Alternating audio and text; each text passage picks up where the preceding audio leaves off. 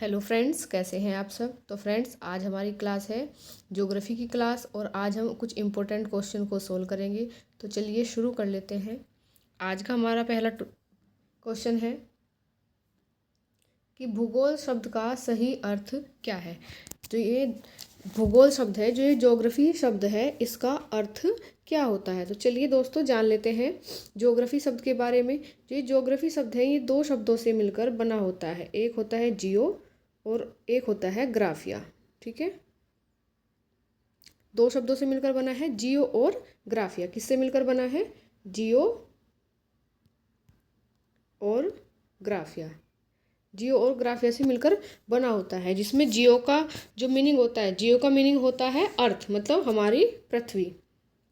जियो का क्या मीनिंग होता है? अर्थ। ठीक है, और ग्राफिया का मतलब होता है डिस्क्रिप्शन, मतलब वर्णन करना। तो ज्योग्राफी का अर्थ क्या हुआ दोस्तों? पृथ्वी का वर्णन करना। ठीक है, तो ज्योग्राफी जो वर्ड है हमारा, उसका क्या अर्थ हुआ? पृथ्वी का वर्णन करना। हमारा ऑप्शन नंबर ए यहाँ पर सही हो जाता है। वर्णन करना मतलब कि हमारी जो पृथ्वी है उस पर क्या है, वही मनुष्य रहते हैं, पेड़ पौधे हैं, जीव जंतु हैं, जानवर हैं, उसके चारों तरफ एक वायुमंडल है। तो हमने क्या कर दिया? हमने अपनी पृथ्वी का वर्णन कर दिया। तो पृथ्वी का वर्णन करना ही क्या कहलाता है? ज्योग्राफी कहलाता है। चलिए नेक्स्ट क्वेश्चन पर चलते हैं कि भूगोल का जनक, फादर ऑफ ज्योग्राफी, किसे कहा जाता है। चलिए दोस्तों जान लेते हैं इसके बारे में कि फादर ऑफ ज्योग्राफी, भूगोल का जनक किसे कहते हैं। तो दोस्तों भूगोल का जनक कहते हैं इरेटोथसनीज को। जो इरेटोथसनीज हैं वो क्या हैं? भूगोल के जनक। और भूगोल शब्द भी इन्होंने ही दिया था। तो अगर पूछ लिया जाए कि भूगोल शब्द किसने दिया था, तो किसने दिया था? इरेटोथसनीज ने। यहाँ पर एक नाम और देखने को मिल रहा है हमको, हिकेटियस। तो जो ये हिकेटियस है, इनको क्रमबद्ध भूगोल का जनक कहा जाता है। मतलब सिमेट्रिक ज्योग्राफी का फादर किसको कहा जाता है? तो सिमेट्रिक ज्योग्राफी का फादर कहा जाता है हिकेटियस को। तो समझ गए आप इसके बारे में। तो यहाँ पर हमारा answer number option number D सही हो जाता है कि भूगोल का जनक कौन है? भूगोल का जनक है इरेटोथसनीस। ठीक है, तो यहाँ पर ऑप्शन नंबर डी सही हो जाता है, इरेटोथसनीस। चलिए दोस्तों नेक्स्ट क्वेश्चन पर चलते हैं। भारत का क्षेत्रफल कितना है? यहाँ पर हमसे भारत का क्षेत्रफल पूछा गया है। तो क्या हमारे भारत का क्या क्षेत्रफल है? तो ऑप्शन नंबर यहाँ पर डी 32,87,263 वर्ग किलोमीटर। तो हमारे भारत का क्षेत्रफल कितना है? 32,87,263 वर्ग किलोमीटर। और दोस्तों जो हमारा भारत है वो क्षेत्रफल की दृष्टि से विश्व का 7वां बड़ा देश है। ठीक है, तो हमारा हमारा जो भारत है, हमारा भारत की क्षेत्रफल की दृष्टि से किस नंबर पर आता है? 7वें नंबर पर। ठीक है, कि कौन से नंबर पर आता है? 7वें नंबर पर आता है। उससे पहले सबसे पहले नंबर पर है रूस, रूस के बाद है कनाडा, कनाडा के बाद अमेरिका, फिर चीन, फिर ब्राज़ील, ऑस्ट्रेलिया, और फिर 7वें नंबर पर हमारा भारत। और 8वें नंबर पर भी कभी कभी पूछ लेते हैं, तो 8वें नंबर पर है अर्जेंटीना। तो यहाँ पर हमारा भारत का क्षेत्रफल पूछा गया है। तो भारत का क्षेत्रफल कितना है? 32,87,263 वर्ग किलोमीटर। यहाँ पर हमारा ऑप्शन नंबर डी सही हो जाता है। ठीक है, ऑप्शन नंबर डी हमारा यहाँ पर सही हो जाता है। इससे पहले मैं आपको ज्योग्राफी की क्लास भी करा चुकी हूँ, थ्योरी की क्लास। आई होप आपने वो क्लास अच्छे से देख ली होगी। और अगर आप उस क्लास को अच्छे से देख कर आए हैं तो आज के क्वेश्चन आपके लिए बहुत ही ईजी होने वाले हैं, क्योंकि जो मैंने थ्योरी कराई थी ना, उस थ्योरी के ही क्वेश्चन मैं आपके लिए लेकर आई हूँ। तो आप भी साथ के साथ आंसर देने की कोशिश करना और वीडियो के लास्ट में ज़रूर बताना कि आपने कितना स्कोर किया आज की क्लास से। ठीक है दोस्तों, बात कर लेते हैं नेक्स्ट क्वेश्चन के बारे में। नेक्स्ट क्वेश्चन है, भारत की स्थलीय सीमा की कुल लंबाई कितनी है? तो जो हमारे भारत की स्थलीय सीमा है उसकी लंबाई कितनी है? स्थलीय सीमा से मतलब भारत का वो वाला देश, भारत का वो वाला पार्ट जो समुद्र से मतलब पानी वाले भाग से सीमा साझा नहीं करता। ठीक है, तटीय क्षेत्र से सीमा साझा नहीं करता, उस हमको उस एरिया की लंबाई बतानी है, कुल लंबाई कितनी है। तो दोस्तों उस एरिया की कुल लंबाई है 15,200 किलोमीटर। ठीक है, समझ गए आप इसके बारे में। तो क्या कितनी लंबाई है, 15,200 किलोमीटर। ऑप्शन नंबर ए हमारा यहाँ पर सही हो जाता है। ये स्थल वाली लंबाई है।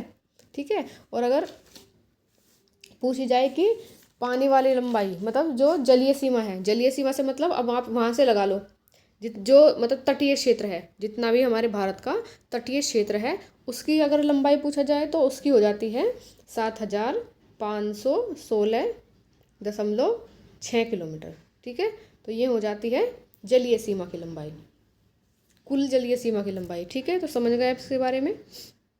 नेक्स्ट क्वेश्चन पर चलते हैं।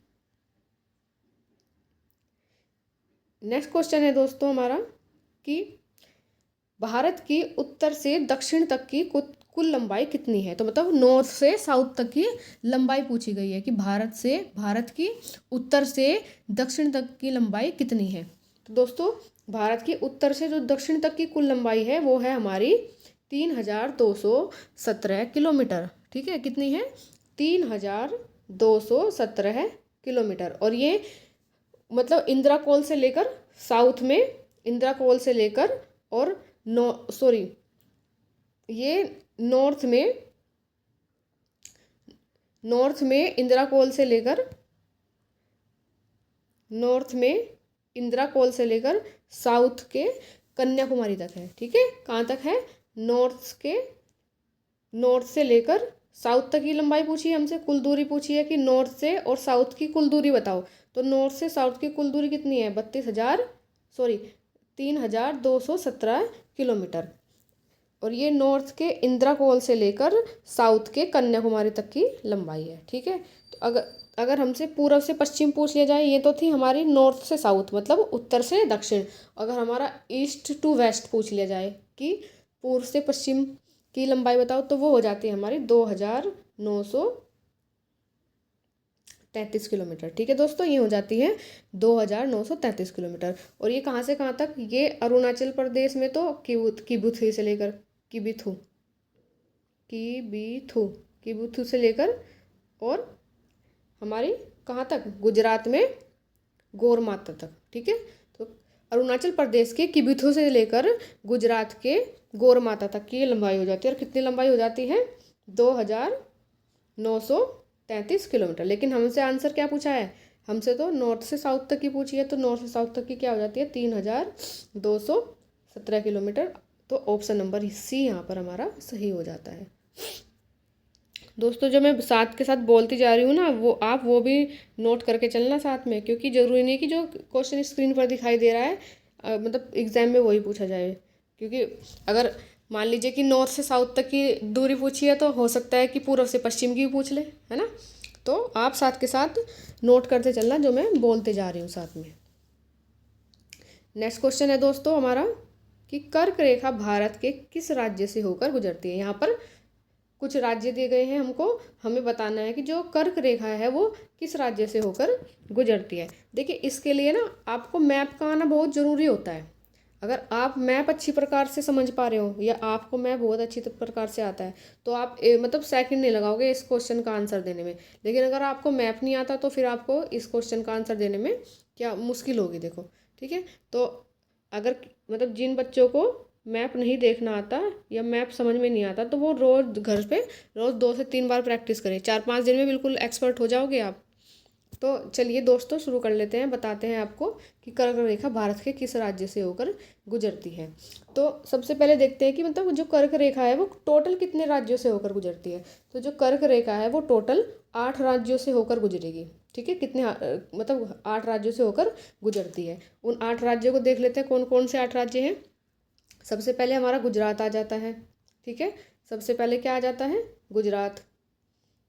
गुजरात के बाद आ जाएगा राजस्थान। राजस्थान से आगे चलेंगे फिर मध्य प्रदेश, छत्तीसगढ़, झारखंड, पश्चिम बंगाल, त्रिपुरा और मिजोरम। तो ये 8 राज्य हो गए हमारे जिनसे कर्क रेखा होकर गुजरती है। तो यहाँ पर देखो कौन सा राज्य है इनमें से, तमिलनाडु से जाती है नहीं, उत्तर प्रदेश से नहीं, महाराष्ट्र से नहीं, गुजरात से, हाँ गुजरात से जाती है। तो यहाँ पर हमारा ऑप्शन नंबर सी सही हो जाता है।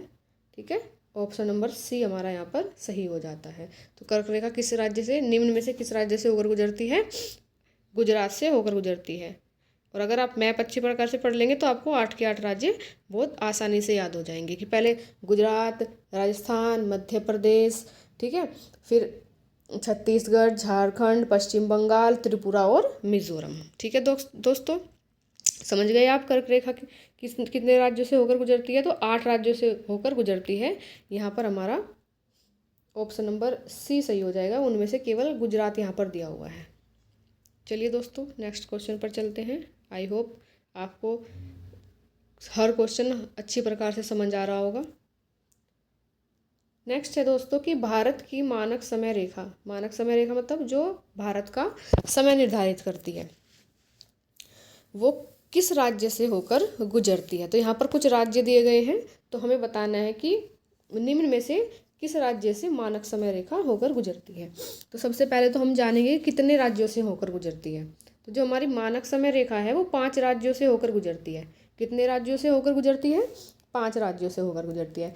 उनमें सबसे पहले उत्तर प्रदेश, उसके बाद मध्य प्रदेश, छत्तीसगढ़, उड़ीसा और आंध्र प्रदेश। तो ये 5 राज्य हो गए जिनसे क्या गुजरती है? भारत की मानक समय रेखा।